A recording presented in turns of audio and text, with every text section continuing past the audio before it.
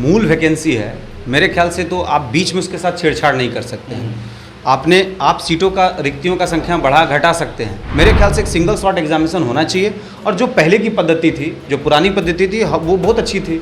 उसी पद्धति पर आप बच्चों का चयन कर लीजिए। परसेंटाइल से बच्चों को क्या लाभ होगा, या फिर आप 2 शिफ्ट में एग्जाम लेकर के आप बच्चों को क्या लाभ दे रहे हैं। जो बच्चा मेंस के मूड में है, उसे प्री लेने के लिए आप बुला रहे हैं, भागते भागते आएगा, हो सकता है उसका मेंस छूट जाए यूपीएससी का। तब नमस्कार, आप देख रहे हैं NBC 24। मैं हूं आदेशपुरी। 20 और 22 सितंबर को बीपीएससी 67वीं का दोबारा परीक्षा लेने का निर्णय लिया गया है।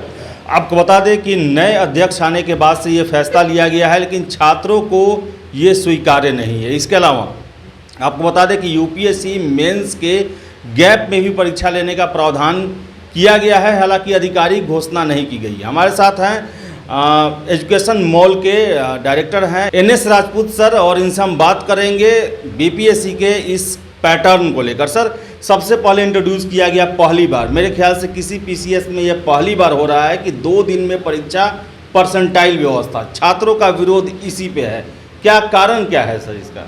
सर देखिए, सबसे पहले तो जो वैकेंसी आई थी, तो जो मूल वैकेंसी है, मेरे ख्याल से तो आप बीच में उसके साथ छेड़छाड़ नहीं कर सकते हैं। आप सीटों का रिक्तियों का संख्या बढ़ा घटा सकते हैं, लेकिन अचानक बीच में आकर के आप ये उसके परीक्षा के पैटर्न में बदलाव कर दीजिएगा तो बच्चे तो संशय में आएंगे। और जहाँ तक परसेंटाइल का बात है, तो ये तो एक कॉम्प्लेक्स सिस्टम है। अब परसेंटाइल में क्या, देखिए, मैट और कैट शुरू से परसेंटाइल आते हैं, तो मैट और कैट एक दिन में एग्जाम लेती थी। एक दिन में 100 क्वेश्चन में बच्चे ने 90 लाया, तो 90 = 100 परसेंटाइल हो गया।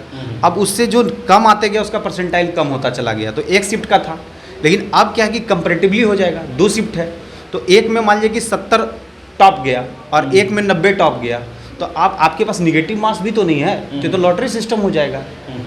जिसका तुक्का ज़्यादा अच्छा लग गया, फिर उसका काम हो जाएगा। पता चला कि उसने कुछ इधर उधर किया नहीं, बस एक इफेक्टिवली क्वेश्चन को अटेम्प्ट लिया और उसका हो गया। तो मेरे ख्याल से जो घालमेल कर रहे हैं, जो कॉम्प्लेक्स है, हम कॉम्प्लेक्स में क्यों फंसेंगे? और हमको नहीं लगता कि इतना ज़्यादा संख्या को आप परीक्षा का आयोजन नहीं करा सकते हैं। मेरे ख्याल से एक सिंगल स्लॉट एग्जामिनेशन होना चाहिए, और जो पहले की पद्धति थी, जो पुरानी पद्धति थी, वो बहुत अच्छी थी। उसी पद्धति पर आप बच्चों का चयन कर लीजिए।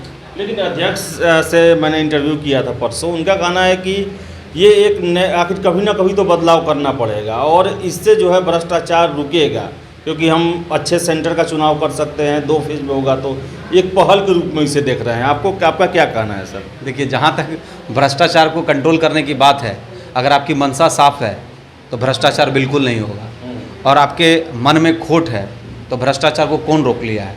तो मेरे ख्याल से अध्यक्ष जी का जो पहल है, वो पहल को अच्छा है, वो साधुवाद देते हैं उनको, और बहुत अच्छा काम किए। आप मीडिया के सामने आकर के मुखातिब होकर के अपनी बातों को रखे, ये तो सबसे अच्छी बात थी।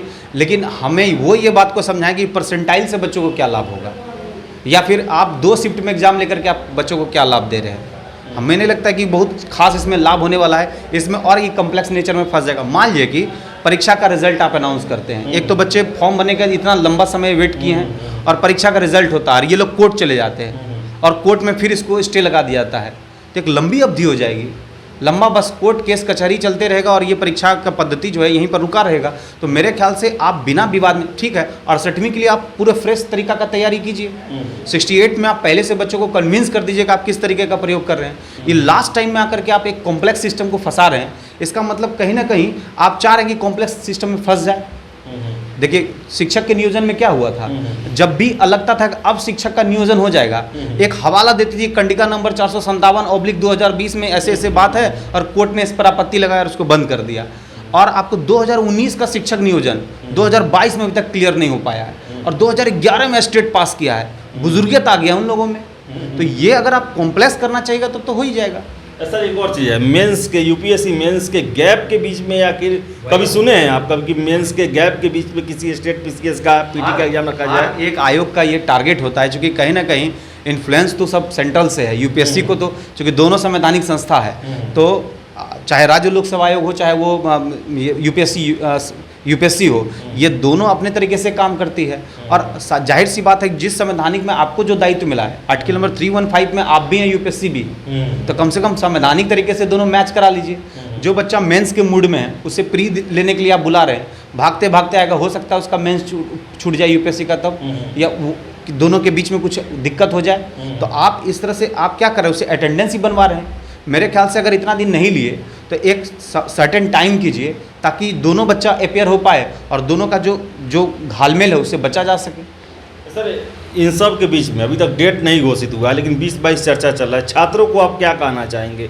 विरोध करने का भी प्लान किए हैं, कल 26 तारीख को बीपीएससी के सामने वो लोग ज्ञापन देने वाले हैं। क्या कहना है इन सब को लेकर? इन सब के बीच में छात्र क्या करें आखिर? देखिए, बच्चा के पास तो उसका अधिकार बनता है कि अपनी बातों को अच्छे तरीके से रखे, पूरे हिंसात्मक तरीके से ट्विटर के माध्यम से, डिजिटल के माध्यम से वो अपनी बातों को रखे। लेकिन जाहिर सी बात है कि उसका मूल, जैसे हम लोग अधिकार की बात करते हैं, दायित्व से भाग जाते हैं। हमारा अधिकार है आयोग से कोई चीज़ को करवाना, लेकिन हमारा दायित्व है कि हम अपनी तैयारी को भी ना रोकें, क्योंकि जिस सिस्टम से आपको गार्जियन यहाँ भेजे हैं, आप उसी दायित्व को पूरा नहीं कर पाएंगे तो फिर गड़बड़ हो जाएगा। तो हम चाहते हैं कि आप अपने विरोध का प्रदर्शन कीजिए जो सटीक तरीका है, लेकिन अपनी पढ़ाई को नहीं रोकिए। अगर 20-22 तारीख एक्सपेक्टेड डेट है तो उसी को मान के चलिए कि आपकी परीक्षा हो रही है और आपकी तैयारी पुख्ता होना चाहिए। जिस चीज़ का आपका टारगेट है तो आप दिग्भ्रमित ना हो, पहले अपनी तैयारी पर पुरजोर कीजिए। लेकिन यहाँ पर ये बीपीएससी का जो कंसेप्ट है उसको भी क्लेरिफाई करना चाहिए था कि सही माने आप करा रहे हैं कि नहीं 20-22 को। वही तो मेरा भी कहना है कि 1 महीना से कम समय अभी तक आपने आधिकारिक घोषणा नहीं किया है। मतलब एक कंफ्यूजन क्रिएट हो रहा है। बच्चे, चूंकि लास्ट टाइम में लोग बच्चे रिवीजन राउंड में जाते हैं, तो रिवीजन राउंड में क्या होता है कि जो पुराना बच्चा चीज़ पढ़ा हुआ उसी को फिर से एक बार रिव्यू लेते हैं। अब क्या है, बच्चा के मन में संशय चल रहा है कि हम करें क्या, और इस बीच में बीएसएससी सचिवालय सहायक का भी एक एक्सपेक्टेड डेट डाल रहा है। तो आप, बिहार में तो नियम है कि हमारे यहाँ बीपीएससी की तैयारी नहीं, यहाँ पर बोला जाता है कि आप किस चीज़ की तैयारी करते, बोलता है BPSC, SSC and others general competition. क्योंकि हमारे यहाँ पहले नौकरी की बात है। आज हमारे सामाजिक संरचना में एक बहुत बड़ा बात हो गया है कि सबसे पहले पूछा जाता है नौकरी है कि नहीं, ये बाद में पूछा जाता है बीपीएससी में गए या बिहार एसएससी में गए। आप देखे होंगे कि बिहार सिपाही के कैंडिडेट बीपीएससी के लिए लगे हुए हैं और जाके क्वालिफाई भी कर रहे हैं। इसका यह मतलब हो रहा है कि कहीं ना कहीं हमारे यहाँ किसी के पीछे एक परफेक्ट टारगेट नहीं है। तो सचिवालय भी देंगे और बीपीएससी भी देंगे, तो सचिवालय भी एक्सपेक्टेड डेट दे रहा है, बीपीएससी भी एक्सपेक्टेड दे रहा है। अब वो बच्चे कन्फ्यूज़न में हैं। अगर आप क्लियर कर देते कि नहीं 20-22 का आपका हो रहा है, तो बीपीएससी के अंदाज में उनकी तैयारी कंप्लीट होती है और बीपीएससी के लिए अपने आप को कंप्लीट कर पाते। ठीक है सर। तो ये थे सर, और इनका NS राजपूत सर थे, और इनका साफ कहना है कि आयोग को पहले सब कुछ क्लियर करना चाहिए। अगर नया प्रयोग करना है तो 68वीं में करे, 67वीं में करना जो है सही नहीं है। और इसके साथ साथ परसेंटाइल व्यवस्था जो है वो लॉटरी सिस्टम बन जाएगा बाद में, जहाँ पर ये हो सकता है कि योग्य कैंडिडेट बाहर हो जाएं और जो तैयारी अच्छे से नहीं किए हैं वो सिलेक्टेड हो जाएं। तो आयोग को विचार करना चाहिए। और सर का यह भी कहना है कि आप परीक्षा के बीच में नियमों को नहीं बदल सकते हैं। जो नोटिफिकेशन जारी किया गया है उसमें सिर्फ सीटों में वृद्धि या कमी की जा सकती है, लेकिन उसके प्रोसेस में कोई भी चेंजेस नहीं किया जा सकता है। तो आयोग को इस पर विचार करना चाहिए।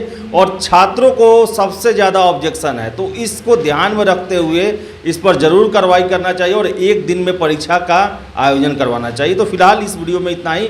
बहुत बहुत धन्यवाद।